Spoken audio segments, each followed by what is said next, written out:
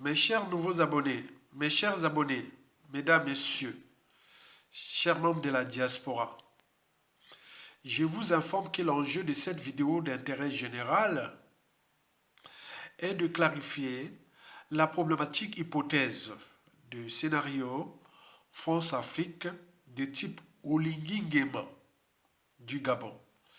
Chez nous, au Congo-Brazzaville, et notamment c'est le despote 5 étoiles de vol et de crime, M.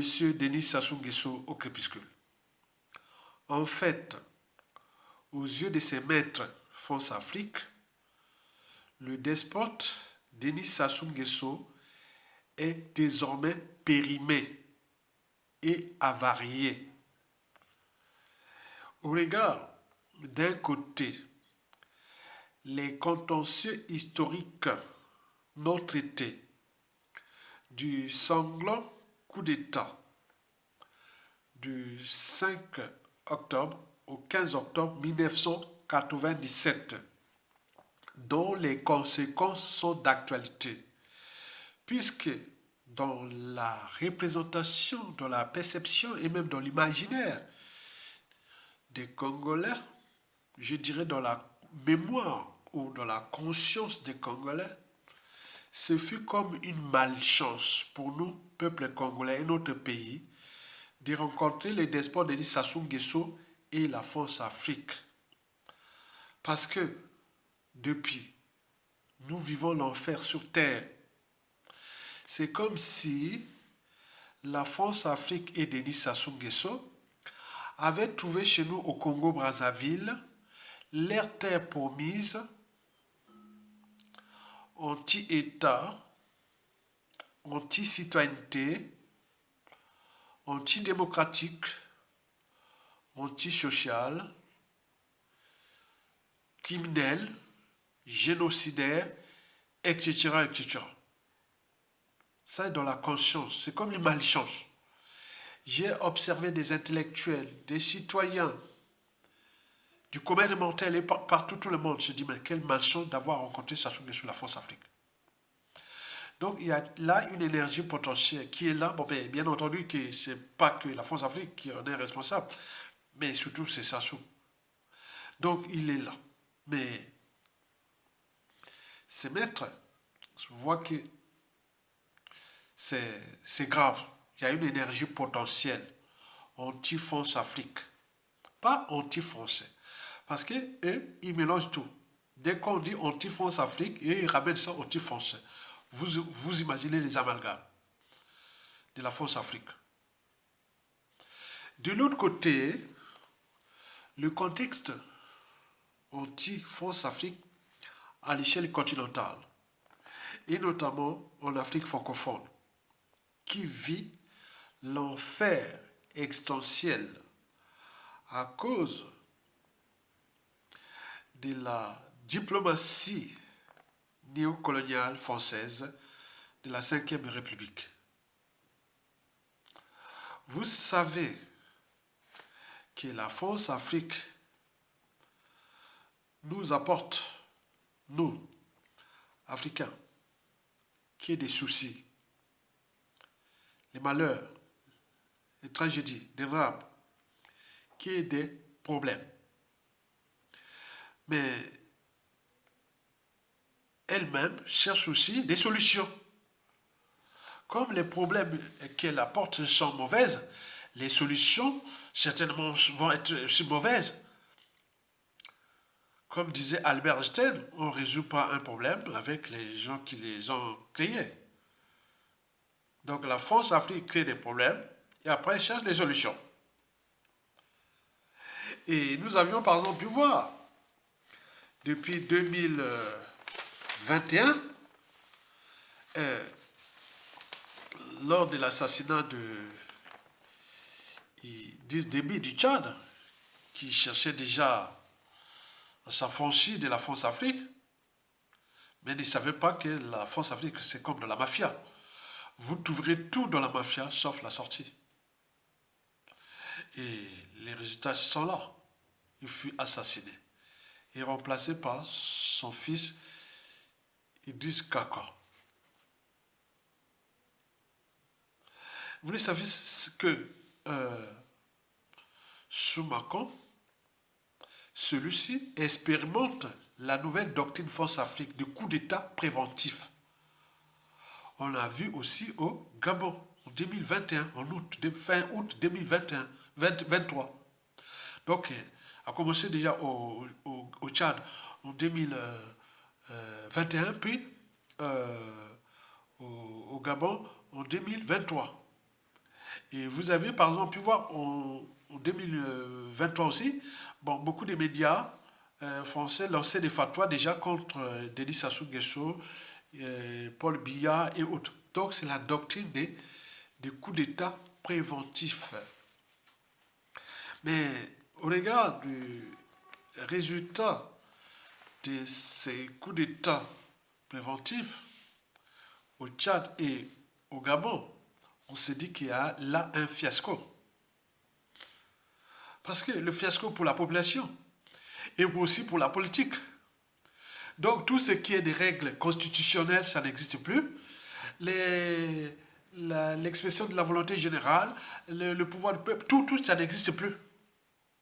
Donc on décide dans les cellules africaines de l'Élysée et on place un nouveau pion et autres. On voit bien que depuis, c'est vraiment le fiasco. Alors, pourquoi l'hypothèse de scénario Oligui Nguema chez nous, au Congo-Brazzaville, va certainement être problématique aussi, et grave encore. Et pourquoi ne pas anticiper contre l'inévitable scénario qui est déjà dans la tête du président Emmanuel Macron? Écoutez d'abord ça et j'y reviendrai pour plus de clarification. La version gabonaise. La version gabonaise, là, tout le monde la connaît, non? C'est version gabonaise pour court-circuiter les vrais patriotes de l'armée, prendre un militaire de la France-Afrique, l'imposer comme président de transition, enfin la version gabonaise. La version gabonaise, là, tout le monde la connaît, non? C'est version gabonaise pour court-circuiter les vrais patriotes de l'armée, prendre un militaire de la France-Afrique, l'imposer comme président de transition. De ce qui précède, pourquoi j'ai fait le choix de ces deux individus, et notamment M. Jonas Molenda et Mme Laurence Ndang, pour vous clarifier le difficile scénario Oligui Nguema chez nous au Congo, ou plutôt chez les despotes 5 étoiles France-Afrique, Denis Sassou Nguesso au crépuscule. C'est pour une simple raison. Vous le savez que ces deux individus, ces deux Gabonais, Moulenda et Ndong, sont dans la signification africaine et ou gabonaise de l'anti-France-Afrique et du France-africain. Il n'y a pas de ligne de démarcation. Nous avions dans la lutte congolaise, par exemple, il y a des France-africains qui viennent toujours vers les anti-France-Afrique pour l'espionnage, pour plein de choses comme ça. Vous le savez très bien. Donc voilà deux cas d'école.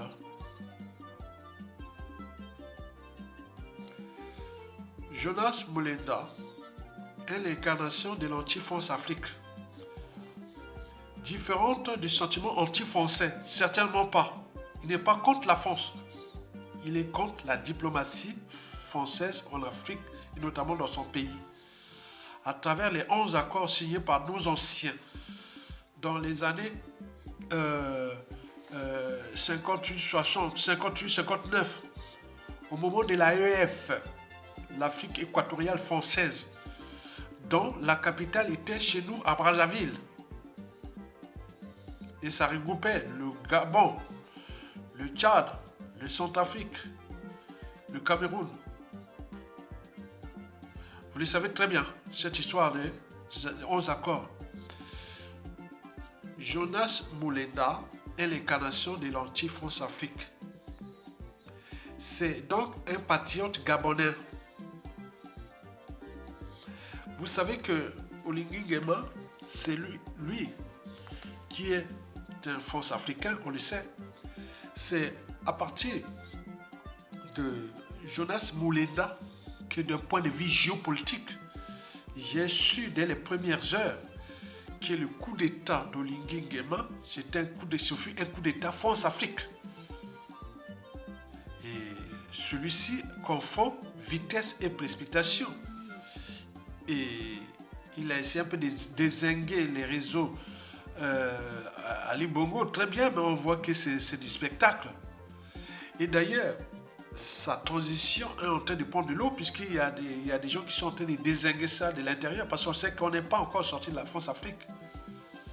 Et donc, il y a des soucis là. Donc, Oligui Nguema est dans le piège. Donc, chez nous, s'il y a ce scénario-là, ça ne marchera pas aussi. Et plus grave encore, ça ne marchera pas. Et c'est ce que je vais vous expliquer. Donc, Jonas Moulenda, qui a sa chaîne YouTube qui s'appelle Neda, et donc tapez Jonas Moulenda, vous aurez sa chaîne. Et donc, il explique. C'est un résistant gabonais, comme nous avions aussi au Congo. Ils sont pas allés au mangeoire. C'est comme en 1997, après le coup d'État. Bon, j'ai été à presque 5 ans de France, c'est le moment. Hein? J'ai enseigné au lycée là-bas au pays, le premier terminal, la biologie. J'ai corrigé le bac 91. Je rentre ici en France. Et 5 ans après les bonnes études scientifiques, bac plus 5 et autres. Et donc, environnement, développement durable et tout ça, bon ben, coup d'État. Mais j'avais tout pour rentrer là-bas. Mais j'ai dit non, je connais bien Sassou Nguesso. Quand j'ai dirigé le mouvement de jeunesse étudiantine à la faculté des sciences dans les années 80, je connais bien le gars. Il n'a pas changé. Donc je n'avais pas encore d'autres indicateurs extérieurs. Mais j'aurais pu rentrer chez Sassou Nguesso dès 1998 et devenir un apparatchik. Certainement pas. Parce qu'il faut réfléchir avant d'aller dans une officine, dans un pouvoir et autres comme ça. Et donc Moulenda là, moi j'ai vu après le coup d'État, c'est Moulenda qui a commencé à clarifier la situation. Il a dit mais c'est pas vrai. Et donc il nous a monté la voie de ce coup d'État France-Afrique. Et qui aujourd'hui, Oligui Nguema est dans la boue.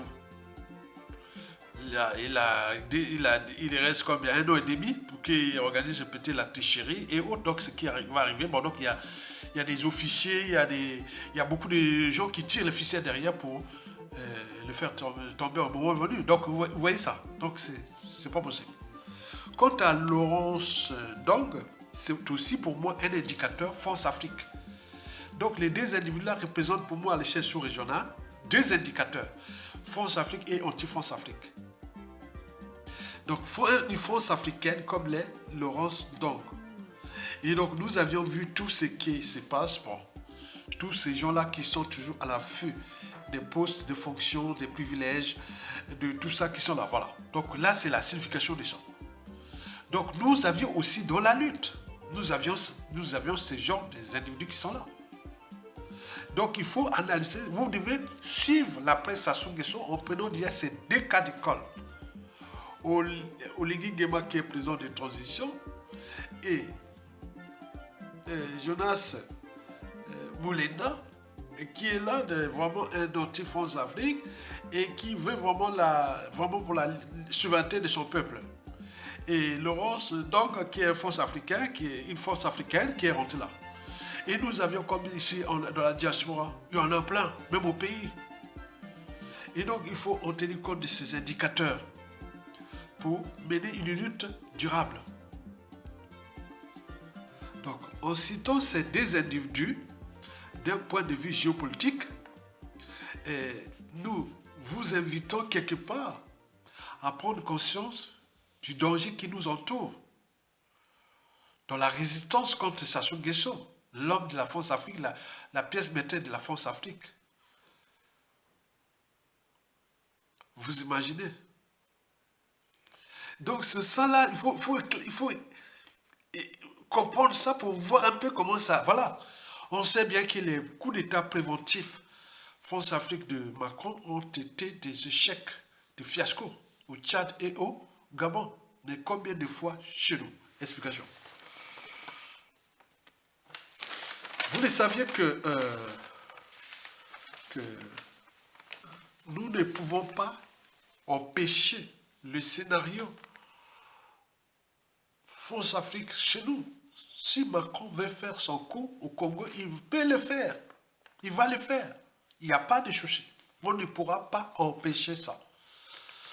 Bon, je ne connais pas le pourcentage de fonds africains et d'anti-fonds africains dans notre pays au niveau intellectuel, politique et militaire. On ne connaît pas. Hein.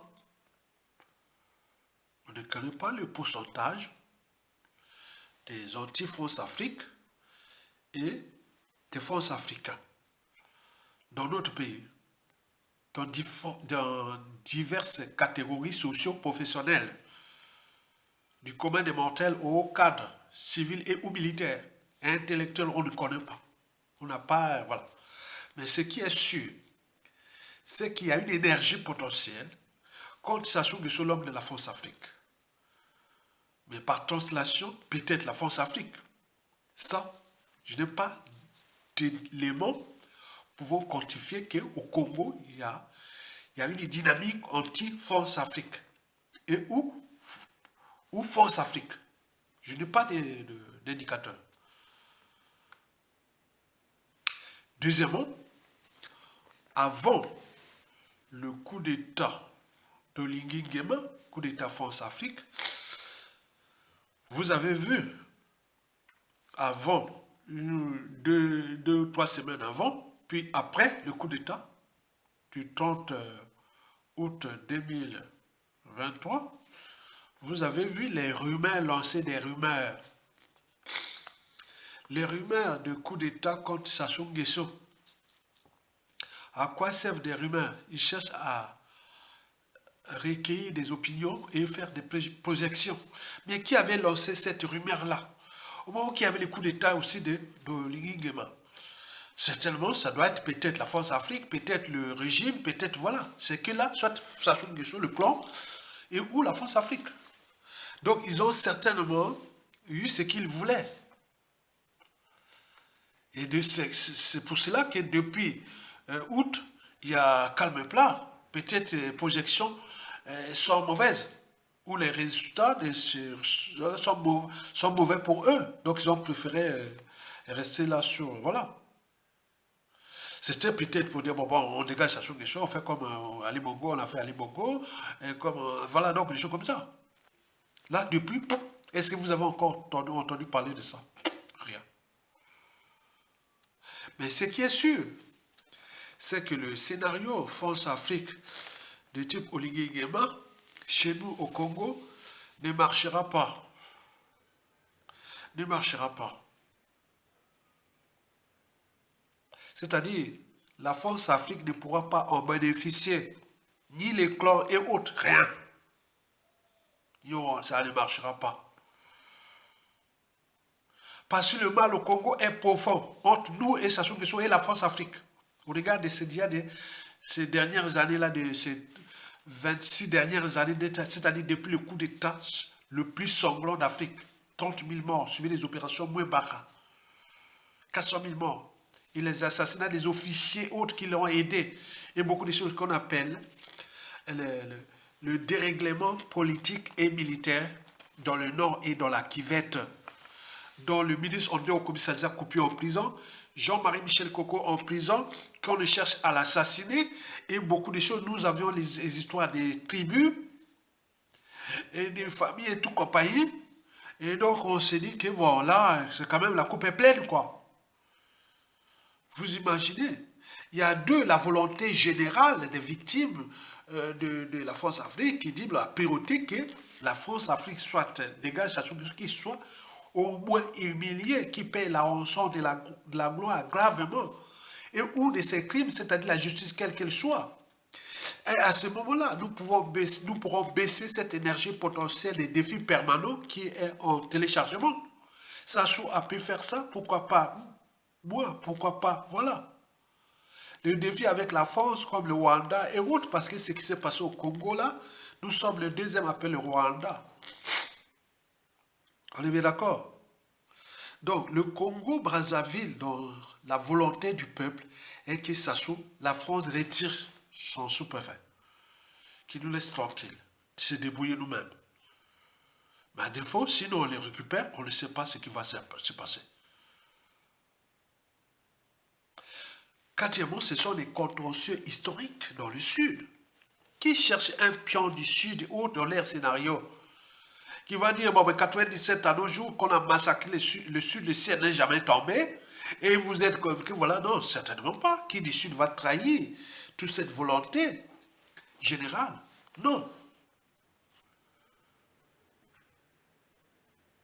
Et qui du Sud va commencer à faire la vengeance et autres, que voilà, non, non. Donc, il y a beaucoup de difficultés au nord, au sud, et l'est à l'ouest pour Sassou dégage. D'où le statu quo. D'où l'inertie, l'impuissance et tout. Parce qu'il y a un système, il y a une faille. Et une faille là, que je dis que si on ne fait pas attention, il y a risque d'instabilité dès la chute de Sassou, de somalisation, du climat socio-politique délétère, risque d'implosion du pays, de chaos. Donc il faut en tenir compte de ça. On ne sort pas d'un régime anti-État, anti-social, criminel, génocidaire, etc. Voilà, comme en 1991, jamais on a vu ce que ça produit par la suite. Et donc là, nous sommes dans une situation difficile. Toutefois, si les Mochis prennent conscience de nos signaux d'alerte, ils peuvent se dire que, au regard de tous ces contentieux-là, au sud comme au nord, ce dérèglement politique et militaire dans le nord, dans la cuvette et tout compagnie. Donc il y a risque là de quelque chose qui sera imprévisible. Et les perdants seront toujours les Mochis. Et je suis là comme un visionnaire en train d'alerter parce qu'on voit les bruits. Ils ont laissé les Romains de coups d'État, tout ça, pour qu'ils en aient arrêté. Parce qu'ils savent bien que c'est dangereux. D'après Sassou. C'est dangereux. Et donc, nous devons nous mettre en place des mesures ou des stratégies pour qu'il n'y ait pas le chaos. Pour qu'on puisse régler ces problématiques, ces contentieux et tout, dans la liberté, la dignité, la conscience, le patriotisme, l'intérêt général et autres. Parce qu'on n'est pas tous pareils. Il y a des officiers, il y a des réseaux qui ont envie de punir les gens qui nous ont punis. Il y a point. Même si on peut retarder ça de 5-10 ans, ça reviendra. Souvenez-vous d'Hitler, qui 22 ans après avait humilié la France à le débarque de juin 1940. Qu'il aurait cru que 22 ans après. Donc ça, ce sont quelque chose qu'on ne peut que résoudre pour nous, pour donner les outils d'aide à la décision des enfants et petits-enfants qui vont diriger le pays après les conséquences de tout ce que ça soit fait là. Je vous rappelle, nous sommes dans les vieux. Je suis un vieux. Au pays, je suis un vieux. Quand j'ai 60 ans, j'ai un vieux. Je suis un vieux. Un vieillard. Quand on parle. Regardez, au moment où Sassou Nguesso commençait à faire ses coups bas, dans les années 70, 73, je n'avais même pas, peut-être, je n'avais pas même pas 10 ans. Vous voyez déjà ça. Regardez bien, voilà. Le futur, c'est tout seulement le passé et le présent qu'on ignore. Donc la force Afrique a ses scénarios, ses plans et autres, mais ce qui s'est passé au Tchad, ce qui s'est passé comment on appelle, au Gabon, ça ne veut pas marcher au Congo. Parce que le problème du Congo est profond. Les gens ont la haine, les rancunes, les contentieux historiques graves contre Sassou Nguesso par translation les Mboshi, puisque chez nous tout est par appartenance, puisque tous les commandements militaires, tous les services d'État sont des Mboshi. Mais ils ne se rendent pas compte qu'ils sont en train de sacrifier leur propre descendance. Donc, likez, partagez et soutenez la résistance. Mais aux dernières nouvelles, c'est qu'on nous informe que sur 100% des réseaux militaires congolais de Brazzaville, la France n'a plus que 10% d'influence. Et le reste, c'est partagé entre la Russie, la Chine, les Américains, et voilà, vous comprenez ça.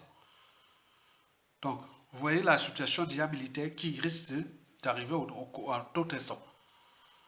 Mesdames, Messieurs, peuple congolais, chers membres de la diaspora, voilà quelques explications de la problématique que, comme disait Laurent Gbagbo, que le colon, quand il arrivait à attaquer un village A, après avoir conquis le village A, il passait au village B. Et le village C attendait. Et il regarde, bon, ben, c'est les autres sont là. Ce qui s'est passé au Tchad, au Gabon, ça risque d'arriver chez nous. Donc vous devez tenir compte, éveiller les consciences. Qu'il y a des forces africaines qui sont là parmi nous. Il y a des anti-forces Afrique. Et donc il faut voir où se trouve la ligne de démarcation. C'est tout le questionnement. Mais le scénario, ça, ils ont l'air plan dans la tête.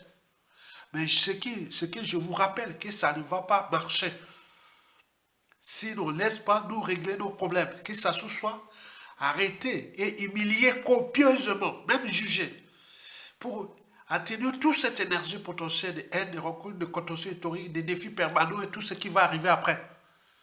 Mais s'il ne le fait pas, tant pis, il n'y a pas de problème. Il peut partir, il était venu là, placé par la France pour nous tuer, nous déclasser, nous forcer à l'exil, emprisonner, tuer tous les présidents, des premiers ministres, des cadres et autres. Très bien. Mais il va laisser les questions entre nous très dangereux. Et envers la France. Vous avez tout compris. Likez, partagez et soutenez la résistance. J'y reviendrai dans ce sujet dans les prochains jours. Merci beaucoup. La version gabonaise. La version gabonaise, là, tout le monde la connaît, non? C'est version gabonaise pour court-circuiter les vrais patriotes de l'armée, prendre un militaire de la France-Afrique, l'imposer comme président de transition, enfin la version gabonaise. La version gabonaise, là, tout le monde la connaît, non? C'est version gabonaise pour court-circuiter les vrais patriotes de l'armée, prendre un militaire de la France-Afrique, l'imposer comme président de transition,